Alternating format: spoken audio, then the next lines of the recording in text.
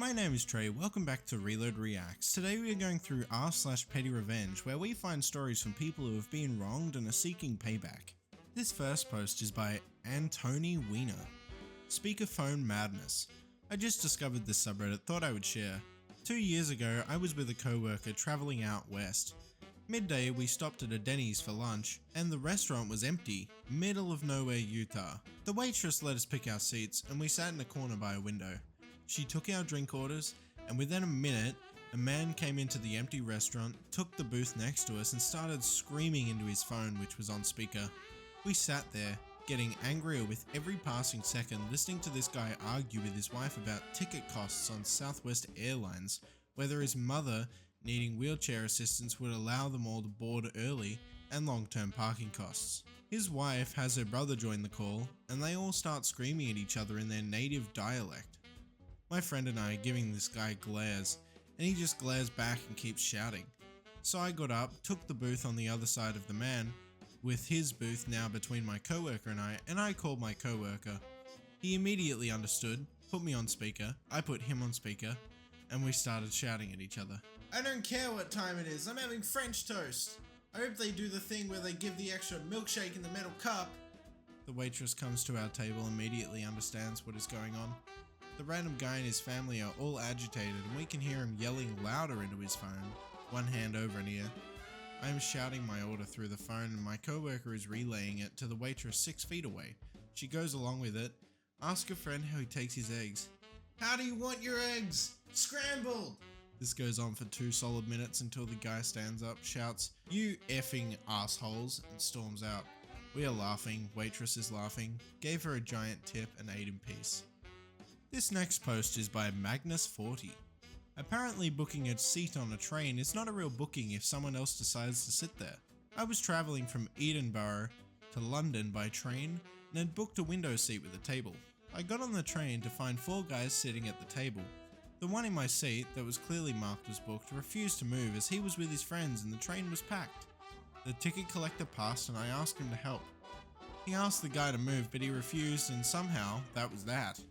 So what now, I asked. You can find another seat, but I have no power to move him, only the police will move him, and they will not turn up just to move someone out of a seat.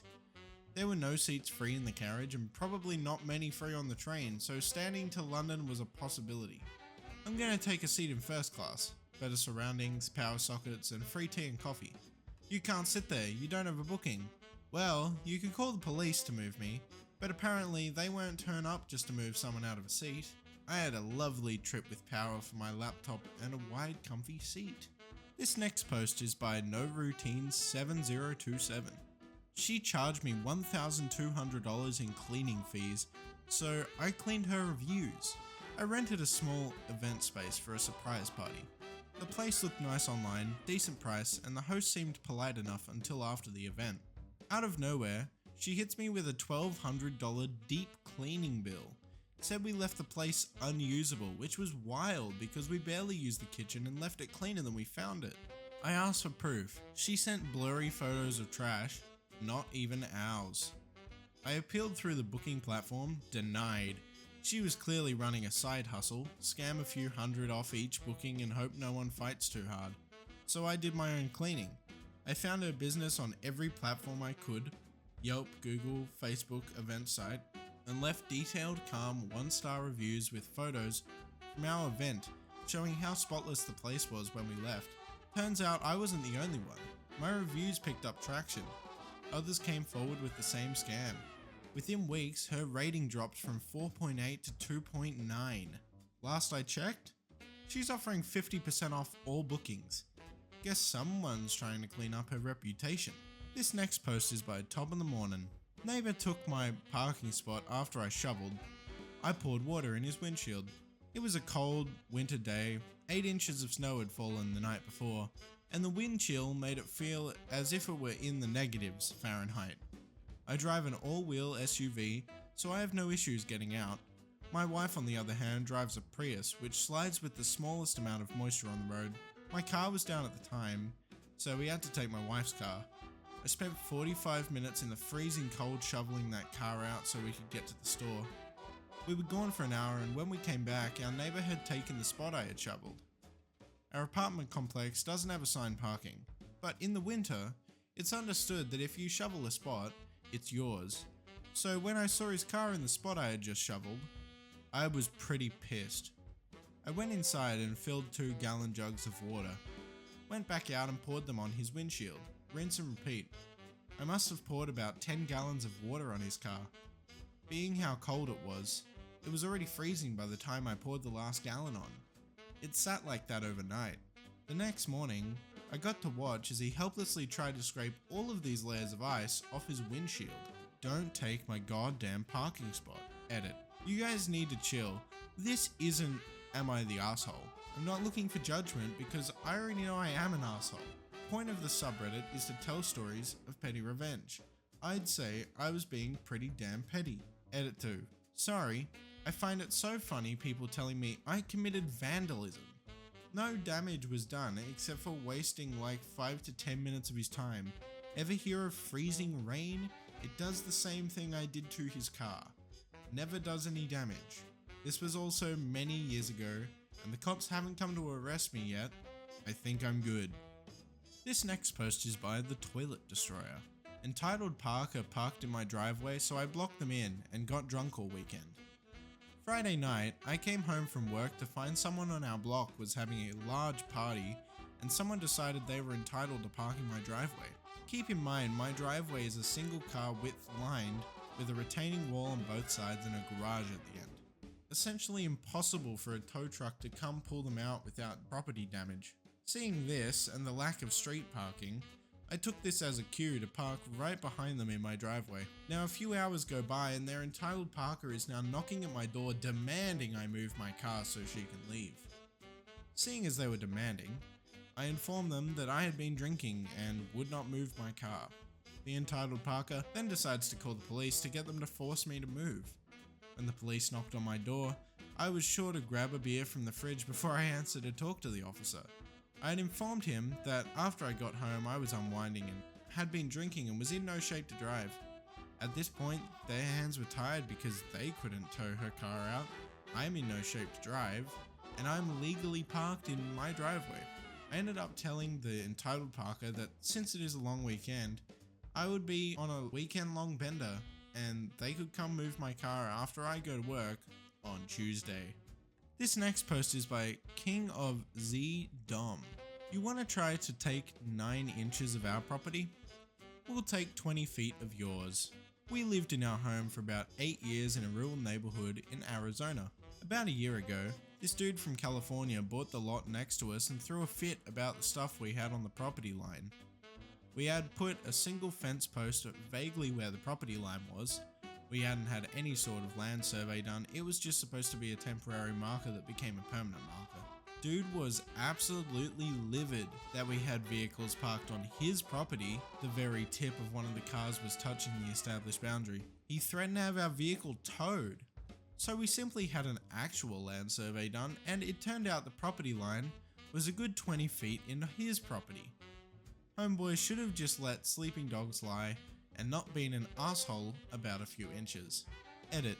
I had some journalists reach out to me and ask for some more comments, so here are the updates you asked for. Hello, thank you for reaching out. Number 1.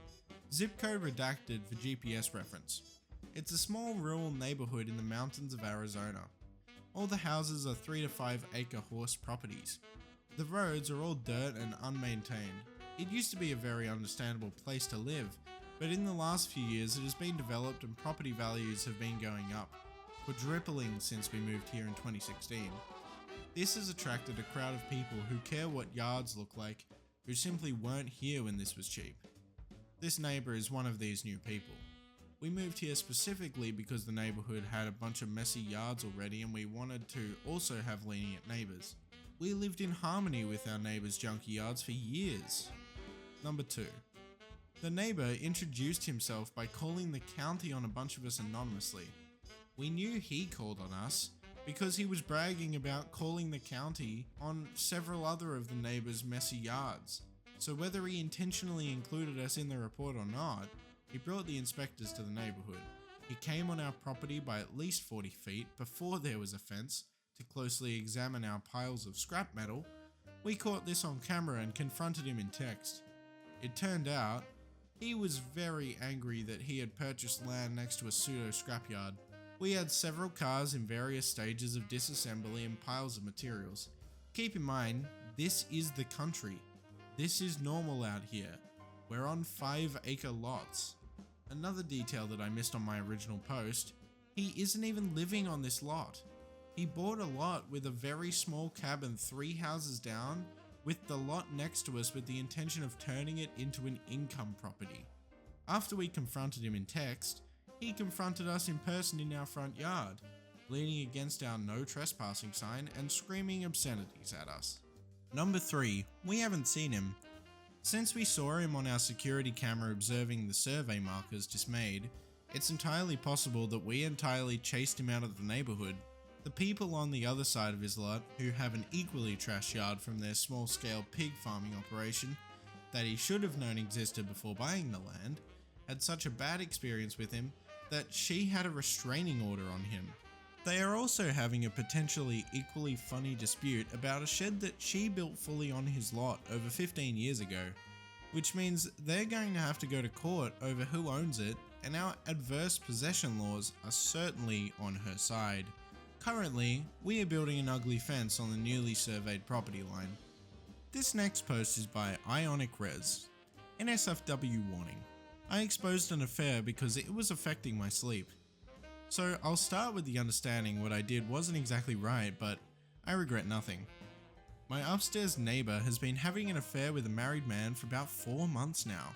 I wouldn't care, but because it's an affair, he comes over at odd hours of the night and they have adult fun time very loudly.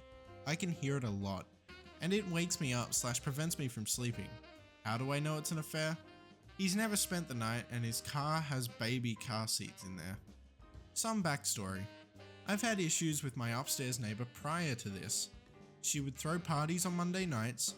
She gets home at 2 AM from work pacing her condo and having loud phone conversations. She's 40 years old throwing parties with 20-year-olds and having affairs and living like a teenager. I tried talking to her like a normal person about my concerns, but she doesn't care and I've had to get the association involved to stop the parties. I hate her. So I've decided to learn some more about this mystery man. I looked up the license plate, found an address, searched the address, and found a name. Took the name and did some social media stalking and found the man and his wife's profiles. I made a throwaway account, messaged the wife about the affair. I haven't seen him now for a few weeks and I'm sleeping really nicely. This next post is by throwaway 7,261,518,993. Dyed my hair blue so my boss would stop blaming me for hair in customers' food. I used to work for a sandwich shop. All the other employees there were Indian women with very long black hair. Mine was sort of similar, I guess, medium length and brown. But every time a customer would complain about a long black hair in the food, my boss would immediately blame me without any hesitation or investigation, despite the fact that I was the only person who wore my hair up and netted. So one day, I dyed my hair blue with the sole purpose of not being blamed for black hair being in the food. You guessed it, it happened. And how huffy and annoyed my boss got when I said it couldn't be me because mine is blue was beyond amusing. This next post is by Main Scallion 2394. My coworker kept stealing my pens, so I started refilling them with glitter ink. I work in this pretty chill office, but for whatever reason my pens kept going missing. Not like all the pens, just mine, the ones I actually liked using. I kinda had a feeling who it was, but I didn't want to cause drama. Then one day I saw her using my purple gel pen during a meeting. I said something like, hey, I think that's mine, and she just laughed and went, oops lol, didn't even notice. So I ordered some cheap refillable pens and swapped the ink for glitter gel. They look normal when you wrote with them, but dried all sparkly and ridiculous. Next meeting, she's writing away and someone goes, why does your notebook look like a birthday card? She just stared at it like it betrayed her soul. My pens haven't gone missing since. No apology or anything, just awkward silence. Honestly, I'll take it. That was r/PettyRevenge. If you enjoyed that, make sure to go have a look at some other videos I've posted. And make sure to also hit that subscribe button because I post new Reddit content every single day.